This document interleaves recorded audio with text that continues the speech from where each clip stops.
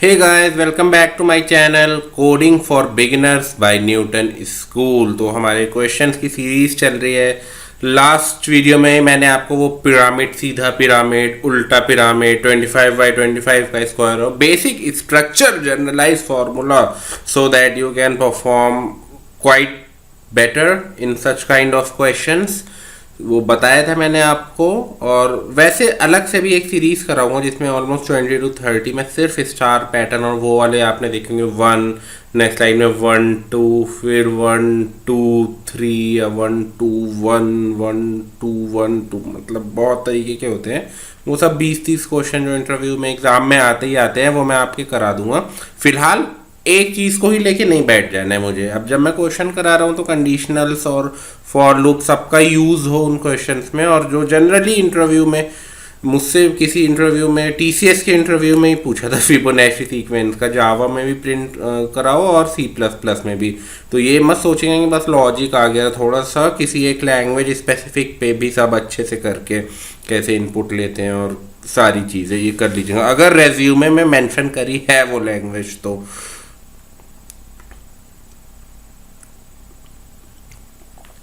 तो आज का हमारा क्वेश्चन का टॉपिक है फिबोनाची सीक्वेंस। फिबोनाची सीक्वेंस में आपको बता चुका हूँ क्या होता है। फर्स्ट दो टर्म होती हैं इसकी 0 और 1, ठीक है। और जो अगली अब आएगी थर्ड टर्म वो इन दोनों का सम होता है। 0 + 1 कितना हुआ? इतना 2 हुआ। वाह बेटा, बहुत आगे जाएगा जिंदगी में। 0 + 1 का हुआ 1, फिर अब 1 और 1 हो गए। 1 और 1 का कितना होगा? 2 2 + 1। जो लास्ट की दो टर्म है जो भी कितना भी आगे चले जाएं, जैसे यहाँ चले गए 13 + 21 34, 34 + 21 कितना होगा? 65 नहीं 55, आई एम सॉरी, 65, फिर 65 + 34। इस तरीके से ये हमेशा चलती इनफाइनाइट तक चलती रहेगी। जो लास्ट टर्म होगा वो प्रीवियस की 2 का हमेशा सम होगा, ठीक है। ये तो आपने समझ लिया क्या होता है। अब इसका कैसे फॉर्मूला इजाद करे, कोई ऐसा फॉर्मूला और लॉजिक बनाए जिससे ये सीक्वेंस आ जाए। आइए पदार्थे हैं, माफ़ करिएगा इतनी डीप हिंदी अच्छी नहीं, शायद कुछ गलती हो गई हो अपने न्यूटन स्कूल के ज़बरदस्त कंपाइलर पे, और इसका लॉजिक बताते हैं। Let's begin. सो गाइस, बस 30 से 40 सेकेंड लूँगा आप लोग को एक्स्ट्रा। बड़ी अच्छी चीज़ याद आ गई है एक। अगर आप एक वर्किंग प्रोफेशनल है और आप चाहते हैं आपका करियर बहुत बूस्ट हो जाए, आपको अपनी मनपसंद प्रोफाइल मिल जाए और आपकी सैलरी बहुत अच्छी हो जाए, तो जी हाँ, Newton School MIA University Spain की पार्टनरशिप में लाए सिर्फ 1 साल का MS programme that you have to do without leaving your job. जो भी आप जॉब कर रहे हैं 9 to 5, 10 to 7, उसके साथ बस आधा 1 घंटा रोज निकाल के 1 साल की मेहनत है जो आपकी ज़िंदगी बदल सकती है। और बहुत अच्छा प्रोग्राम है। इसकी सारी मैं लिंक वगैरह क्या ये प्रोग्राम है वो डिस्क्रिप्शन में डाल दूंगा। गूगल फॉर्म डाल दूंगा एक, वो भरिएगा। हमारा एक बंदा न्यूटन स्कूल का रिप्रेजेंटेटिव वो आपको कॉल करेगा। उससे जितना डाउट पूछना है पूछे, मुझसे कुछ पूछना है इससे रिलेटेड, ओवरऑल जावा से related, you can comment me down, you can directly connect with me over LinkedIn, Telegram, Gmail, all the links are in the description। And अगर आप इसमें मेरा रेफरल कोड यूज़ करेंगे या 15 तो आपको 15,000, yes you have heard right, 15,000 का flat discount मिलेगा मेरा रेफरल कोड यूज़ करने में। तो बहुत अच्छी चीज़ है, आपकी लाइफ चेंज कर सकती है, मैं बता रहा हूँ आपसे। तो please check it out at least. मैं ये नहीं कह रहा हूँ आंखें बंद करके कर ही लो, चेक करो, इन्वेस्टिगेट करो, और बहुत अच्छा साबित होने वाला है। चलो अब जावा कोडिंग पे चलते हैं।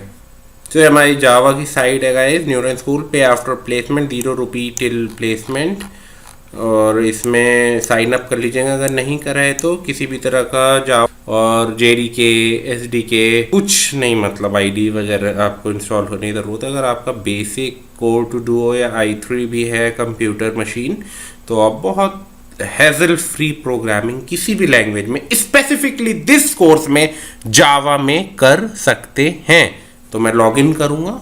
लॉगिन के बाद कुछ इस प्रकार की स्क्रीन आएगी, प्लेग्राउंड। खेलना ही तो है, खेल समझ के करो यार। जावा प्लेग्राउंड है अपना, जैसे क्रिकेट खेलते हो वैसे ही खेलो। बोझ समझ के करोगे नहीं पढ़ पाओगे। एल्गोरिथम प्लेग्राउंड, क्रिएट, टाइटल में core Java for beginner, description में फिबोनाची सीक्वेंस एंड क्रिएट। ये आप लोग की आसानी के लिए गाइस मैंने कोड पहले से लिख दिया है पूरा, बट डोंट वरी, एक एक लाइन मैं आपको अच्छे से समझाऊंगा, ठीक है। यूज़र इनपुट है क्वेश्चन में, जैसे मैंने बताया था, नहीं बताया था तो मान लीजिए यूज़र इनपुट ही थोड़ा अच्छा लेवल होता है, वो होता है तो यूज़र डिफाइन तो अपने आप ही हो जाता है। तो मैं आपको ऐसी चीज़ें सिखा रहा हूँ कि आप लोग को कोई प्रॉब्लम ना हो। थोड़ा गला सूख गया, फ्रूटी पी लेता हूँ।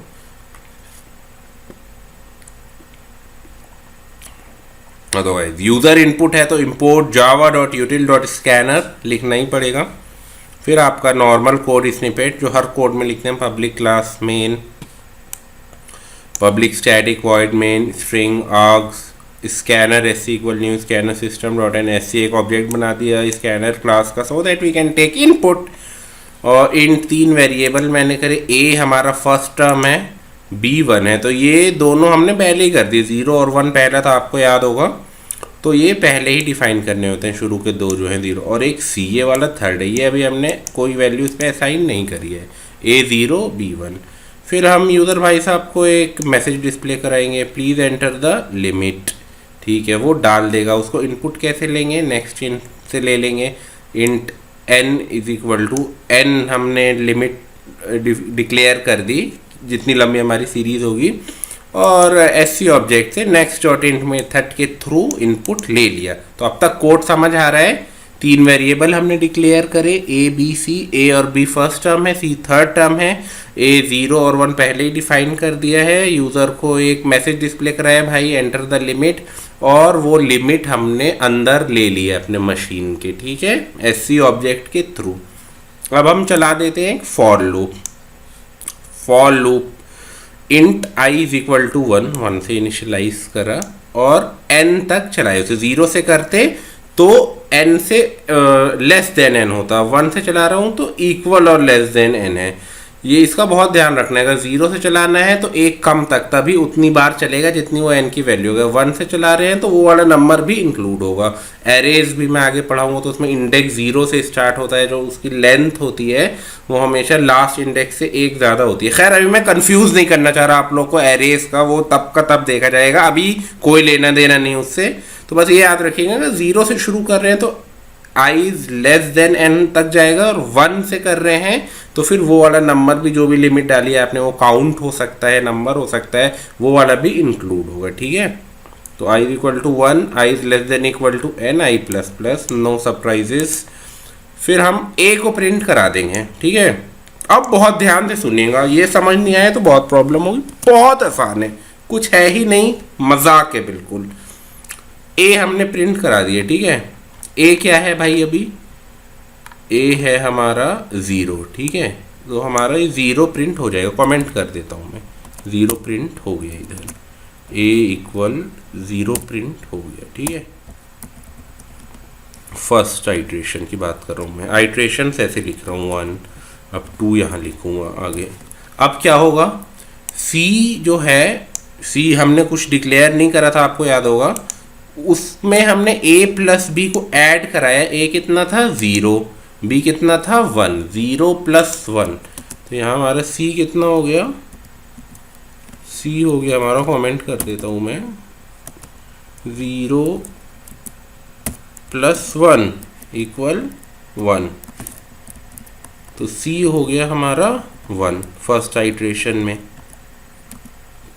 फर्स्ट आइट्रेशन में c हो गया हमारा 1, c भी लिख दूँ, c equal 0 plus 1 equal 1, comma. Second iteration की बात अभी करेंगे थोड़ी देर में। a equal to b, a हो गया हमारा b के बराबर, b कितना था 1, तो अब नया a कितना हो गया हमारा 1, और b is equal to c, c कितना हो गया हमारा a प्लस b, 0 प्लस 1, 1 था, तो हमारा b जो है वो 1 ही रहा फर्स्ट आइट्रेशन में। समझ आ रहा है, हमने पहले a प्लस बी ऐड, सबसे पहले तो a प्रिंट करा दिया as it is, a print करा दिया, a 0 प्रिंट होके आ जाएगा, वो अभी दिखा दूंगा मैं आउटपुट स्क्रीन पे जब रन कराऊंगा तो। और फिर c में a प्लस बी, क्योंकि ये थर्ड टर्म है तो शुरू की 2 टर्म ऐड कर दी हमने c में, ठीक है। तो c हो गया हमारा 0 प्लस 1, 1, और अब a की जब a अब अपडेट कर दी वैल्यू, जो b था उसको a में डाल दिया और जो c था वो b में डाल दिया, समझ रहे हैं ना। अब देखिए क्या होगा, अब ए हो गया हमारा 1, अब क्या ए प्रिंट होगा सेकेंड आइट्रेशन में 1, अब 1 प्रिंट होगा ये, ठीक है, थर्ड आइट्रेशन का ये लगा दिया मैंने। और सी की वैल्यू क्या हो जाएगी हमारी, जल्दी बता दीजिए। सी अब क्या, बी जो हो गया ए प्लस बी हो जाएगा, तो ए हमारा 1 हो गया है और बी भी 1 हो गया है क्योंकि सी की वैल्यू बी में आ गई है, पहले से 1 था। तो अब हमारा जो नया सी हो गया वो हो गया 2, ए प्लस बी, 1 + 1 2। फिर A equal to B, second iteration में ए की वैल्यू हो जाएगी बी, बी कितना है हमारा, बी कितना है, बी कितना था लास्ट आइट्रेशन में 1, तो ये हो जाएगा 1। और b इक्वल टू सी, सी कितना हो गया हमारा a प्लस बी 2, तो b कितना हो जाएगा हमारा 2, ठीक है। तो ये हमारा 0 प्रिंट हो गया, 1 प्रिंट हो गया, और फिर अब क्या प्रिंट होगा, a प्रिंट होगा। a की क्या वैल्यू है ये देखिए, सेकेंड आइट्रेशन में a की क्या वैल्यू है, a is equal to B, यहाँ a1 होगा ना, b क्यों लिख दिया था मैंने, b हटा देता हूँ। तो a हमारा 1 है तो फिर 1 प्रिंट हो जाएगा। फिबोनाची सीक्वेंस चल रहा है, देखते रहिए, 0 1 1। अब फोर्थ में देखिए क्या होगा, फोर्थ में ये होगा c is equal to a plus B, b कितना है 2, a कितना है 1, 2 + 1 3, तो c हो गया आपका 3, c equal 3। a is equal to b, b कितना था हमारा लास्ट आइट्रेशन में 2, तो इधर थर्ड में a कितना हो जाएगा 2, और आपका b हो जाएगा 3 क्योंकि b c के बराबर हो जाएगा, तो b हो गया आपका 3, ठीक है। अब a कितना है 0 1 1 0 1 1, नेक्स्ट टर्म क्या होगी फोर्थ, 1 + 1 2, 2 आ गया क्योंकि यहाँ से देखिए a की जो 3 आएगा, सॉरी a की वैल्यू यहाँ लास्ट क्या अपडेट हुई है 3, तो 0 तो ये ऐसे ही चलता रहेगा हमेशा, c is equal to a plus B होता रहेगा, और b की जगह आ जाएगा, और b इक्वल टू सी, वो अपडेट होते रहेंगे, ऐड होते रहेंगे, अपडेट होते रहेंगे, ऐड होते रहेंगे। हमारा फिबोनाची सीक्वेंस वैसे ही चलता रहेगा। एक बार आप कॉपी पे करके देखिएगा, बहुत आसान है, यहाँ थोड़ा मुश्किल लग रहा होगा शायद, बट बहुत सिंपल है, बिलीव मी। तो ये हमारा ऐसे ही चलता रहेगा, 3-4 आइट्रेशन के लिए मैंने कमेंट सेक्शन में करके दिखा दिया आपको, आप एक बार कॉपी पे करके देखिएगा, बहुत आसान है। बस ये है, a को प्रिंट करा दीजिए पहले, और फिर c is equal to a plus B, a equal to b, b is equal to c, ये बस 3 लाइन का लॉजिक है फिबोनाची सीक्वेंस का। अब इसमें हम वो कर देते हैं, लिमिट एंटर कर देते हैं पहले ही कस्टम इनपुट में, मान लीजिए 10 कर दी मैंने, और अब रन करता हूँ तो देखिएगा हमारा आंसर आ जाएगा। ये देखिएगा इस प्लीज़ एंटर द लिमिट वो था, वहाँ मैंने 10 लिख दिया। ये देखिएगा इस प्लीज़ एंटर द लिमिट, वहाँ मैंने 10 लिख दिया। 0 1 1 1 + 1 2 2 + 1 3 3 + 2 5 5 + 3 8 8 + 5 13 13 + 8 21।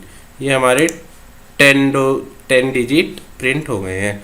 आप ज़्यादा भी लिख सकते हैं, जैसे मान लीजिए मैंने 23 लिख दिया यहाँ, फिर रन कराया, बहुत ज़्यादा 34 55 55 और 34 89, फिर 144 233, फिर इन दोनों का सम 377, और आगे जाते जाते काफ़ी ज़्यादा हो गया, करीब 17,711 यहाँ तक आ गया। तो वो जितना भी आप डालेंगे वो इंट की लिमिट तक रहेगा, ज़्यादा चला जाए तो लॉन्ग कर लीजिएगा, दैट डजंट मैटर। तो ये है लॉजिक 3 लाइन का, c is equal to a plus B, पहले और दूसरे को जोड़ दो, और फिर पहला और दूसरा हर बार अपडेट कर दो, तो फिर वापस जोड़ दो उनको, और a को प्रिंट करा दो शुरू में ही। तो ये आपका जितने बार भी लूप चलेगा वो इटरेशन होगा। ये 0 कर देंगे तो इक्वल टू हटा देंगे, लेस देन n कर देंगे, तो बहुत सिंपल है। कोई प्रॉब्लम है मुझसे डायरेक्टली कनेक्ट हुई है, मेरा लिंक्डइन, टेलीग्राम और जीमेल सब डिस्क्रिप्शन में मैंने डाल दिया है। डायरेक्ट मुझसे 1-on-1 सेशन ले लूँगा, समझा दूँगा कहीं भी कोई प्रॉब्लम होगी तो तो आज की वीडियो के लिए इतना ही गाइस, जल्दी मिलते हैं नेक्स्ट वीडियो में, तब तक के लिए stay home, stay safe, bye bye.